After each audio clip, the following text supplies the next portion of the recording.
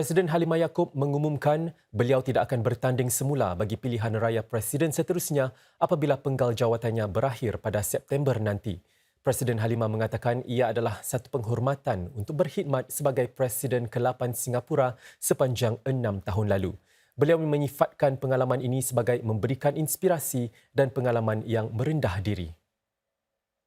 I was aware of the tremendous responsibilities of the presidency when I took office in 2017, and I have tried my best to fulfill them.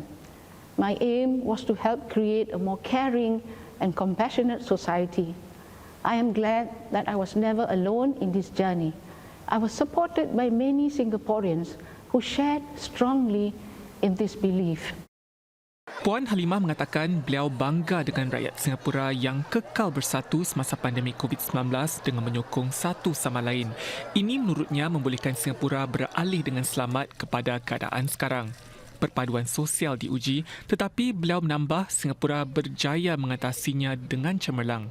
Presiden Halimah juga menemui ramai pemimpin asing apabila mewakili Singapura untuk mengukuhkan lagi hubungan dua hala. Mereka, tambah Puan Halimah, meluahkan rasa hormat dan kagum dengan cara pemerintahan negara ini yang diasaskan oleh perpaduan yang kukuh dalam masyarakat berbilang bangsa dan agama.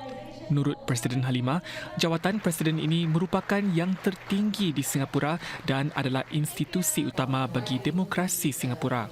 Ia juga adalah jawatan yang memerlukan kerjasama dengan pemerintah untuk melindungi masa depan Singapura. Peranan Presiden menyatu padukan negara adalah genting kepada kejayaan negara dan akan menjadi lebih penting pada masa depan. Presiden Halimah juga mengucapkan penghargaan kepada semua rakyat Singapura serta pelbagai pertubuhan sosial dan perniagaan yang telah memberikan inspirasi kepadanya untuk membina Singapura yang lebih baik. I have been most fortunate to be given the chance to serve all Singaporeans, regardless of race, language, or social standing, as the President of Singapore. I will forever cherish the fond memories of the people I have met and the experiences acquired during my term. These will inspire me to continue contributing to our society and nation in other ways for as long as I am able to. Menyusuli pengumuman beliau itu, kata-kata sanjungan dan penghargaan datang mencurah-curah bagi jasa dan sumbangan Presiden Halimah. Antaranya termasuk baktinya dalam memelihara kebajikan golongan pekerja. Kongres Kesatuan Sekerja Kebangsaan NTUC dan Gerakan Buruh menyanjung tinggi komitmen Presiden Halimah dalam memperjuangkan hak pekerja. Dalam catatannya di Facebook, Setiausaha Agung NTUC Eng Chee Meng menyifatkan Puan Halimah sebagai individu yang mempamerkan sikap prihatin yang luar biasa terhadap golongan pekerja. Encik Eng juga berkongsi bahawa Presiden Halimah sering berbincang dengan pemimpin kesatuan untuk mengetahui isu-isu mereka dan ia mencerminkan keprihatinan mendalam beliau terhadap golongan pekerja. Isu-isu melibatkan para pekerja serta hak-hak mereka sentiasa menjadi keprihatinan Presiden Halimah Yacob sehingga dianggap sebagai pejuang hak pekerja oleh Kesatuan Buruh. Menurut Naib Presiden NTUC, Puan Halimah tetap prihatin tentang nasib golongan pekerja meskipun setelah bergelar Presiden Singapura. Sebelum menyertai politik, Puan Halimah bertugas sebagai pegawai guaman di NTUC sebelum menjadi pengarah Jabatan Khidmat Perundangan Kongres itu pada 1992. Dengan pengalaman Puan Halimah sewaktu di Gerakan Buruh, beliau sentiasa dapat memberikan ahli-ahli kesatuan seperti saya panduan menjadi wakil bagi para pekerja Singapura, apapun cabaran. Ini lebih-lebih lagi sewaktu COVID-19 yang teruk menjejas golongan pekerja. Presiden Halimah memastikan warga Singapura dapat terus mencari nafkah semasa pandemik termasuk golongan peniaga dari rumah.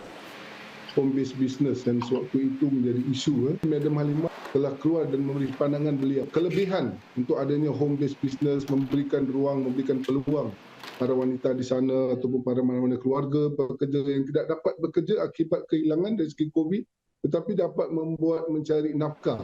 Kedua, dalam COVID-19, Singapura ini adanya 6 belanjawan.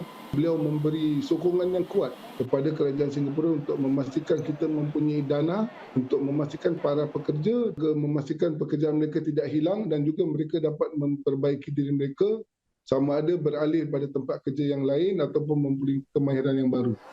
Puan Halimah juga prihatin agar peluang yang setara diberi kepada pekerja wanita dan menggalak para wanita kembali bekerja. Selain pekerja wanita, Presiden wanita pertama Singapura itu juga lantang bersuara mempertahankan hak-hak kaum hawa secara umumnya.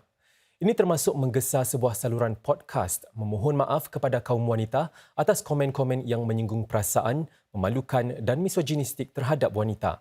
Puan Halimah juga mengutuk keras tinjauan lucah yang menghina 17 asatiza Singapura 2 tahun lalu. Selain itu, Puan Halimah juga aktif dalam usaha-usaha memperkasakan golongan wanita. Sebagai penaung Persatuan Pemudi Islam Singapura atau PPIS selama lebih 2 dekad, Puan Halimah banyak menyumbang masa dan tenaganya kepada usaha-usaha badan tersebut. Bagi kami di PPIS, paling penting sekali ialah beliau ini mengingatkan wanita-wanita Singapura bahawa kita boleh mengatasi batasan terhadap pencapaian dengan kegigihan dan juga kecekalan. Sebagai seorang pemimpin, Presiden Halimah secara konsisten telah pun memperjuangkan pembangunan dan juga peningkatan wanita. Beliau percaya akan kebolehan wanita untuk menjadi bersih baik masing-masing, tidak kira bidang yang kita ceburi. Lebih dari masyarakat Melayu Islam, Presiden Halimah juga telah pun membangkitkan aspirasi wanita di Singapura. Selain isu-isu pekerja dan wanita, Presiden Halimah Yaakob juga prihatin akan golongan kurang bernasib baik termasuk para pesakit barah. Sebelum ini, beliau aktif dalam kegiatan Persatuan Ain sebagai penasihat badan itu selama 23 tahun. Beliau kemudian menjadi penaung persatuan itu pada 2016. Ketua Pegawai Eksekutif Persatuan Ain Encik Yusof Ismail amat menghargai dan menyanjung tinggi sumbangan Puan Halimah. Beliau juga memuji kepimpinan dan bimbingan Puan Halimah untuk menaik taraf dan mempertingkatkan usaha-usaha badan itu dalam membantu masyarakat. Kami sangat beruntunglah mendapat beliau yang membimbing kami selama ini. Beliau juga menasihatkan kami cuba memikirkan cara bagaimana Ain Society dapat meneruskan khidmat kemasyarakatan kami tanpa halangan ataupun tanpa kekangan daripada segi sudut dana. Apa yang tak boleh dilupakan bukan hanya saya, semua para pesakit bara di bawah naungan Ain, members kami ini, mereka tak dapat lupakan kalau datangnya setiap Ramadan. Bulan Ramadan tu Puan Halimah walaupun jawatan presiden, tapi beliau lebih senang datang, tak pernah. Tidak sepanjang 6 tahun jadi presiden ini tidak satu kali pun beliau terlepas, dia akan datang menyantuni para pesakit bara. Gaji penduduk Singapura yang bekerja sepenuh masa naik 6,5% pada tahun lalu, iaitu pertumbuhan tertinggi dalam tempoh sedekad. Laporan gaji terbaru yang dikeluarkan Kementerian Tenaga Manusia atau MOM menunjukkan kenaikan gaji itu sejajar dengan inflasi dengan gaji sebenar tumbuh 0.4% pada tahun lalu. Semua industri mencatatkan kenaikan gaji pada tahun lalu. Lebih 7 daripada setiap 10 syarikat menaikkan gaji pekerja sebanyak 12% mata lebih tinggi berbanding tahun sebelumnya. Ini ketika jumlah syarikat yang meraih keuntungan meningkat buat 2 tahun berturut-turut. Syarikat-syarikat juga bertindak untuk mengekalkan kaki tangan mereka di tengah-tengah pasaran buruh yang ketat. Memandangkan persekitaran perniagaan tidak menentu ketika ini, MOM menjangkakan kenaikan gaji yang sederhana pada tahun ini. Berita baik bagi semua anggota Perkhidmatan Negara sepenuh masa atau NSF. Mulai 1 Julai, mereka akan menerima tambahan $125 hingga $200 pada ilaun bulanan bergantung kepada pangkat dan tugas mereka. Dengan perubahan itu, seorang NSF yang memegang pangkat rekrut atau pelatih akan menerima ilaun $755, naik daripada $630 sekarang. Seorang penyelam tentera laut, anggota pasukan taktikal polis dan bomba yang memegang pangkat korporal pula akan menerima ilaun NS bulanan sebanyak $1,250 berbanding $1,050 sekarang. Kadar faedah bagi akaun khas dan Medisave tabung simpanan pekerja CPF akan dinaikkan sedikit kepada 4.01% pada suku ketiga tahun ini. Kadar itu lebih tinggi daripada 4% bagi suku sebelumnya. Ini disebabkan kenaikan hasil keuntungan 10 tahun sekuriti pemerintah Singapura.